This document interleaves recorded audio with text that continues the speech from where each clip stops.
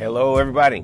Hopefully, you're ready to break through some lids and overcome some limitations. We've been talking for the last few weeks on breaking through lids. We went through growth. If you haven't gone through the growth track with us, then I would encourage you to go back a couple of weeks and just dive into that jump right into that growth track. I'm already into jump and I want to jump today. We're going to talk about jumping through lids, overcoming barriers and removing any obstacles.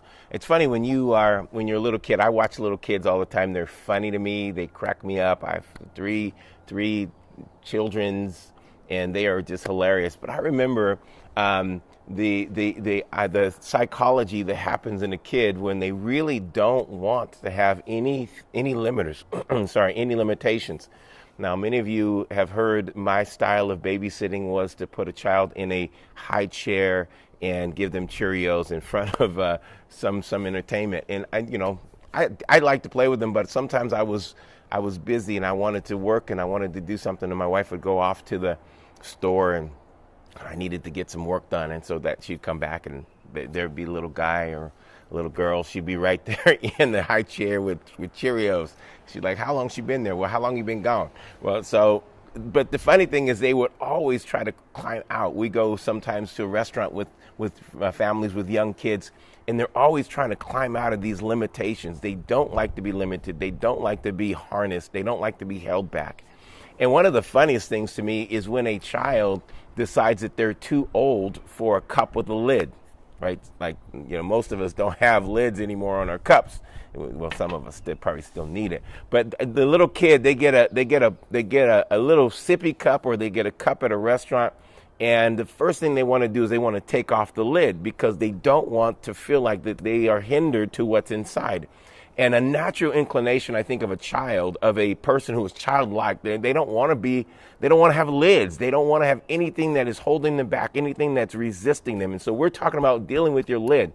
You got to become a little bit like a child in that, where you have to just say, I don't want this lid. And no matter how much you put it on there, I don't want this lid. And they just keep putting it on. You have to have the lid. And the sippy cup falls over and you're like, that's why you need the lid. And you put it back on. You keep going back and forth with them because they don't realize.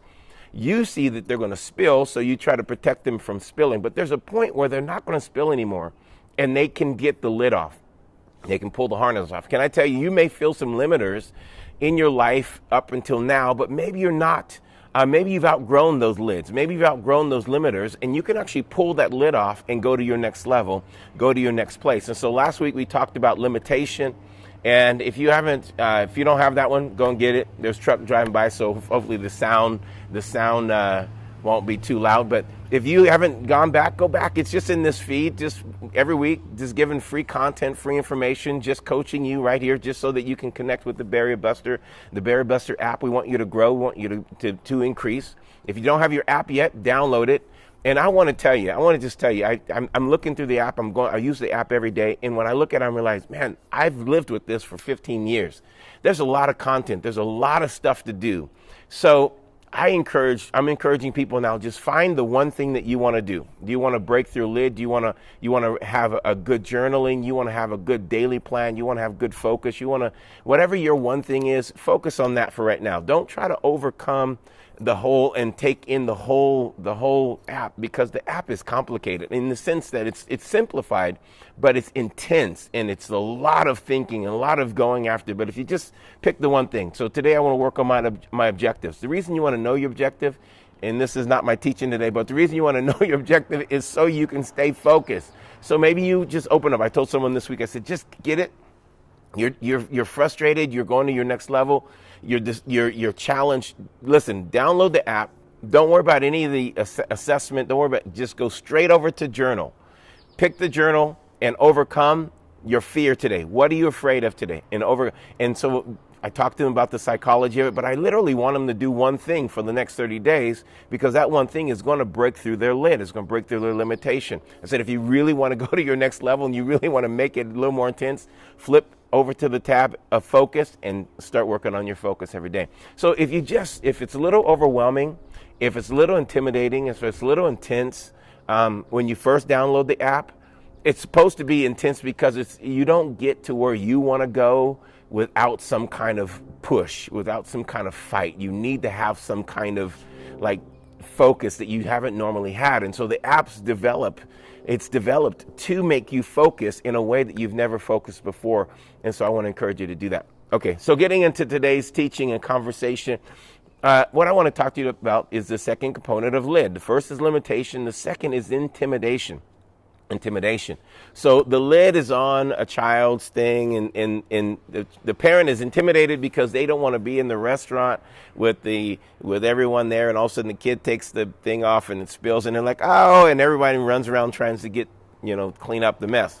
Well, that's intimidating to the parent, but it's not to the child, and so the child doesn't have that lid. It doesn't have this timidity that is put inside of them. If you think about the word intimidation, it's really an intense word. It means to be timid, but not based upon what's inside of you, but you're timid based upon something that has come into you. Intimidation means something has entered into you that made you timid, where you would normally be timid. So if I keep saying to the child, stop, you're going to spill, stop, you're going to spill, stop, you're going to spill, stop, you're going to spill, stop, you're going to spill, stop. Now I'm putting my timidity into them, and I'm building into them intimidation, and they're going to be insecure about their lid and about their cup and about all these things. So we need to make sure that when we're dealing with people and ourselves, that we're not allowing what we say, what we do, to instill timidity into people, instill timidity into our lives. Nothing should be able to instill timid in me, intimidate me. So we need to figure out what is intimidating. When you feel fear, and you feel like that fear has come upon you, it's approached you, or it's entered into you. It's not something that it's not an internal conflict that you have going on, but it's an internal conflict that has come because of an external circumstance. You've entered into a new environment. You've entered into a new relationship. You've entered into a new position. You've entered into something new, and you are now starting to interpret that circumstance, and it's allowing timidity to come. So your interpretation of whatever that circumstance really determines whether you're going to be timid or whether you're going to be confident. And your intimidation should not be something that you allow to happen. You shouldn't allow fear at any point, any way, to be unanswered. You should answer and talk to fear. Why do I feel timid here? Why do I feel intimidated here? What is making me feel intimidated? When you feel fear, whenever I feel fear, I ask questions. I don't start immediately saying, I rebuke you, or whatever, I tell you to stop. I'm not actually going to start with that. I'm going to start with, why do I feel intimidated? Why do I feel this way? Why do I feel this? Now, I don't have to accept it. That's important to know, that you don't have to embrace it. You don't have to take it into you. But the realization is you do have to ask it a question. You have to answer its statement. It's saying something to you. It's saying that you're intimidated. It's one of those banners blocking my view of me. Can't do that. So you have to answer. You have to ask yourself something. Well, I walked into this room. There's a bunch of people in this room. Why do I feel intimidated the moment I walked in? I felt fine before I came, but I felt intimidation coming, and then I walked in. So what was I telling myself? All of these people are more successful than I am. All of these people, someone's updating my calendar, so I'm getting all these updates going on. So some of these people have more finances than I have. Some of these people, whatever you're telling them, I don't belong here. Whatever you're telling yourself, you have to actually have to now figure out what it is. What makes you think that these people are better than you? What makes you think that these people are more wealthy? They may have more success today than you do today, but it doesn't mean you're not headed there. It doesn't mean you don't belong in this room, because you're in the room for a reason. You're with these people for a reason. So you have to talk out these things, talk them in your mind. Don't sit there in the corner just muttering it, because that's not going to be a good image. You don't want that image. That would be a wrong image to have in that room. So you want to just make sure you're thinking these things out, and you're processing the room, you're processing yourself, and you don't allow that moment to intimidate you, to put timidity inside of you, because that is the problem. Or you're looking at something unknown. You're looking at going into, if you're watching Barry Buster, you're looking at going to your next level. If you're a part of Barry Buster Breakthrough, you're looking at going to your next level. You're looking at being bigger, stronger than you've ever been before. That means you're looking at something you've never done before. You're looking at doing things in the way that you've never done it before. That can be Intimidation. That can intimidate you. It can put timidity inside of you. So, but you have to answer those things. You have to there's a conversation happening, and this is not the moment for you to be silent. The first thing is you want to learn to ask questions. If you're around me, I ask a lot of questions. You ask me a question, I'll ask you a question. You ask me a question, I'll ask you 2 questions, because the way you answer a question, the way you respond to a question is really the answer.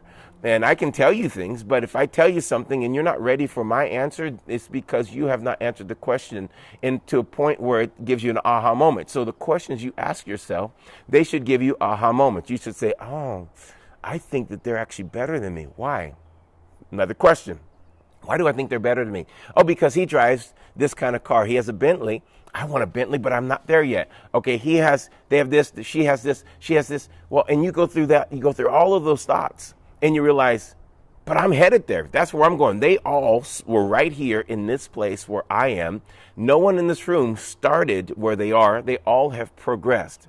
And here we are. I'm progressing too. That's why I'm in this room. So if you answer the question, you keep speaking, you start to deal with the timidity inside of you, because intimidation is that you have already allowed timidity to enter in through some kind of circumstance. You've already allowed the conversation to start without talking to it, without responding. Now, when I was a kid, we're in the kind of a kid day, because if you realize that kids are not really timid about things, and unless it's kind of been somewhere instilled somehow, or it's shocking or something new, they may have some kind of timidity in something new. But most of the time, kids are like, yes, let's try it. Ooh, throw me up again, right? They're into it. They're gonna go after. So if we're more like a child, then we can just jump right in and go after the thing that we're supposed to go after. We're not supposed to be timid by it. So think about this. When I was a little kid, I had these. I was a cartoon watcher. I like cartoons. I don't get to watch them anymore, but I like cartoons because cartoons are funny, and there's a lot of psychology happening in cartoons. And so when I was a child, I was watching the cartoons, and there was like maybe in Bugs Bunny or something, there was like on one side that there was a little devil. Someone's making the decision, and the other side there's a little angel, and there's these voices that are speaking. And I want you to know that there is going to be constantly that same thing. And the reason they did that in the cartoon is because kids are dealing with that all the time. They're dealing with the right thing to do or the wrong thing, the little devil on this side, or the right thing to do on this side. And they're dealing with that. And so are you. And depending on which voice, the little devil on the shoulder or the little angel on the shoulder, depends on how you feel inside. Do you agree with the little devil over here? Do you agree with the little angel? And you are making decisions, and it's allowing intimidation, or it's allowing strength and confidence. So we're talking about intimidation, how to overcome it. Don't allow timidity for anything to come in. And so the reason I was telling that story is because one of the ways timidity enters in is because of a voice. Someone said something about you. Someone said something to you. Someone declared something about you. When I tell the story all the time, when I was a young guy, and I was in school, my teacher always told me that I was not smart. I was stupid, that you would never accomplish anything. Now, this is okay if this was my PE teacher, because I could just hit him in the face with a ball. But that's a different story. But we're talking about my English teacher. My English teacher would say, you're not going to accomplish anything. You are too stupid to think here. Well, that was intimidating when I had in me to write a book. Your English teacher told you that you can't write, you can't read, you can't think, and all you have is funny. And you better, and I do want to throw out, they said I was good looking, but all you have is funny. And so you realize that these 3 things, you're stupid, you're intimidated, you're stupid, you can't write, you can't read, those things could speak to the fact that I was destined to write books. I'm on my 6th book right now. It's going to be the best one I've ever written. I enjoying it more. And you need to understand that when I went after writing, and I knew writing was in me, intimidation from what that person said, that little devil on my shoulder started speaking and used that teacher's voice saying, you cannot do it. You won't be able to do it. Thank you, love. You won't be able to do it. You can't get involved in writing because that's not who you are. Well, the fact is on this side, my destiny was speaking. It is who I am. It is what I'm supposed to do. I have 15 books in me. I know I have at least 15 books to write. I'm not even halfway done with all the writing that I'm supposed to write.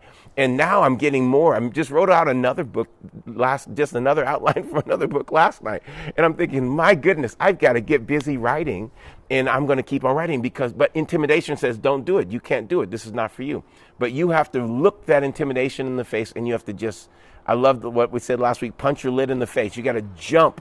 You have to jump higher than your lid.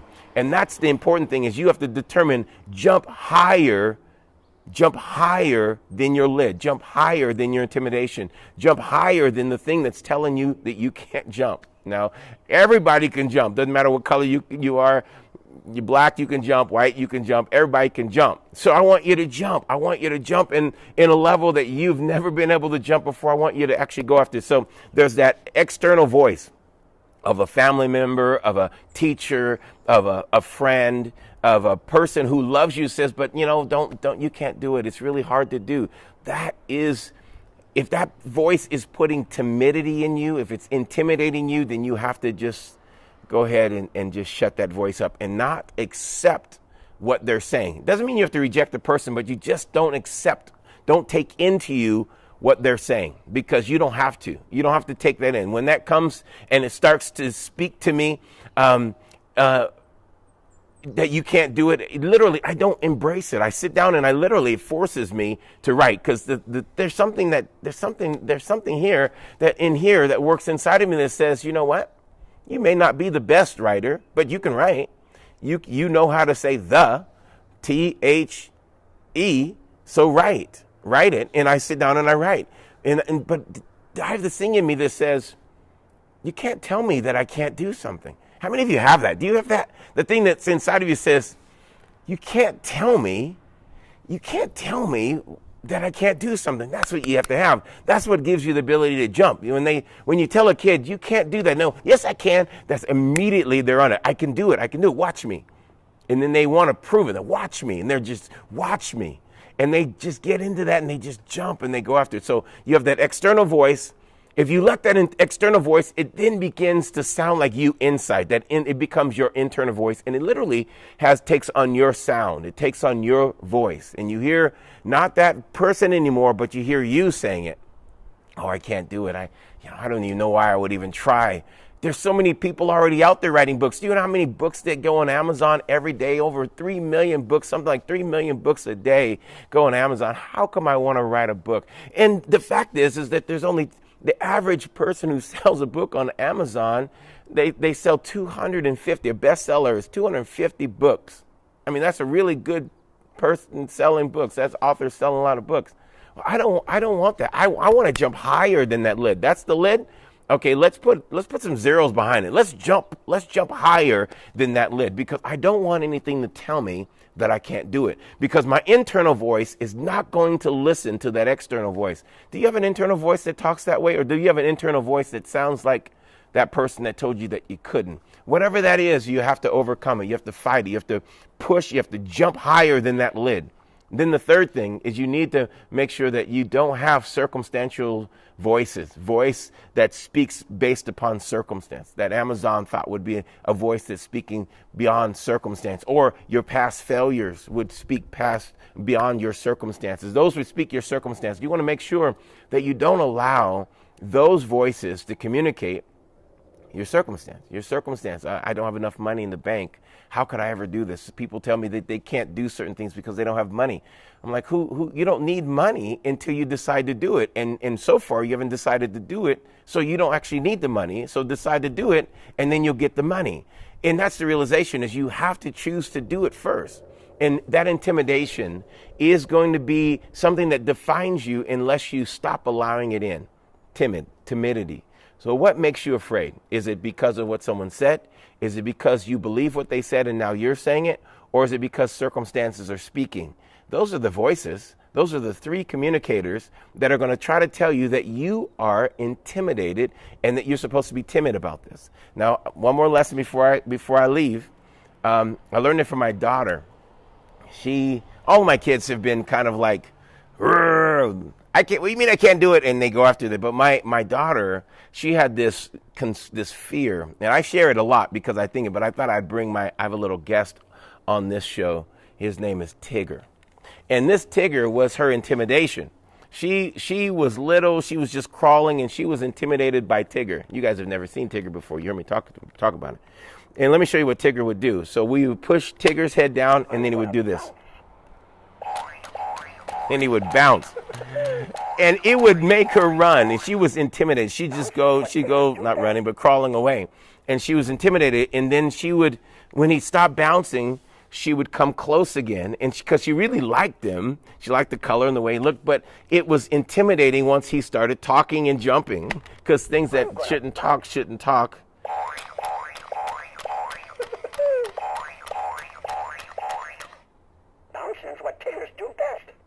Bouncing is what Tiggers do best. And so she would be intimidated by that, and she would just kind of back up again. And then the next thing you know, we'd push it, and then she started crawling to it, and she decided to grab it and hold it. And she controlled her intimidation. The thing that she was intimidated by, she decided to control it instead of allowing it to control her. She went after it. She jumped straight after it. And she grabbed it and she held it until it stopped bouncing. Can I tell you, you have to have the strength and the power. I know that's right on the microphone. You have to have the strength and the power to go after it. Just go after it. Run straight head on towards it and don't allow it to stop you. Don't allow it to hinder you. If it makes you back up, you've already given and allowed the intimidation, the timidity to enter in. The moment you back up, the moment you go, I don't know, you've already backed up. Don't back up. Take a step forward. Go after it, grab it, and once you grab it, once you hold it, it may not work the best the first time, but you're going to hold it. And then it kept bouncing, and she held it, and after a while it stopped, and then she was no longer intimidated. She had this in her room until recently. She was trying to throw it away. I grabbed it. It's in my office. It's mine. It's in my office. So I want you to know that you can overcome. You can be strong. You just don't allow the intimidation in. First of all, question every timid thought. Every question, all of it. Why are you here? Why do I feel this way? Who entered into the room? What happened that made me feel this way? Number two, where's that voice coming from? Is it you? Is it my teacher in the past? Is it my mother, my father, who's talking to me here? What voice am I hearing? And then why does it now sound like me inside? Because I've allowed that voice to enter in and it sounds like me. And then thirdly, you want to make sure that the circumstances aren't speaking to you not to go forward. There's no one achieving great things. The 2%, the 1% in the world are not listening to circumstances. Can I just tell you a secret about your president? He doesn't care about the circumstances. And he's a businessman. And the reason he goes after things is because he doesn't allow Tiggers. And he'll do whatever he has to prove that this thing is not going to intimidate him. And you may not like it, and I may not like it, but the realization is you want someone who is not afraid of Tigger and someone that is really not afraid of whatever's going on in the earth. And let's just go after it. Let's do it. And let me tell you something. It may not work the first time, but that's not the point. The point is I'm going to overcome intimidation when I get in there, and I'm going to grab a hold of it, and I'm going to make sure it's no longer speaking to me that I can't do it. Don't allow anything to tell you you can't. Bust through the lid, jump higher than the lid, break through the lid. Do whatever you have to do. You're 1%er. You're a 2%er. You're someone that you deserve. I know it's a wrong word to use, but I'm not going to stop using it. You deserve to be at a higher level in life. Go for it. Break through your lid. Jump higher than your lid. Jump higher than your intimidation. Jump higher than anything that's trying to hold you back. This is the best season to be alive. This is the best thing to do. Go for it. A woman came to me a few weeks ago and she said, I'm supposed to do this seminar, but I'm too intimidated to do it. I said, this is what you have to do. I'm going to tell you what to do right now. You have 4 weeks, something like 4 to 6 weeks to get it done. Set it on the calendar and invite people to go and do it. She goes, well, what if it doesn't work? I said, then call it practice. The first one is practice. Don't call the first one the real deal. It's just practice. Go practice something. Jump high. Practice your jumping. Get out there and do something with your life. Do something amazing. You are a barrier buster. You jump higher than your lids. You are not intimidated, and things are going to turn out better. Next week, we're going to talk about distractions. Don't get distracted from this 1 o'clock next week. We'll see you. We'll talk to you soon. Have a great time. Thanks for joining. We love you.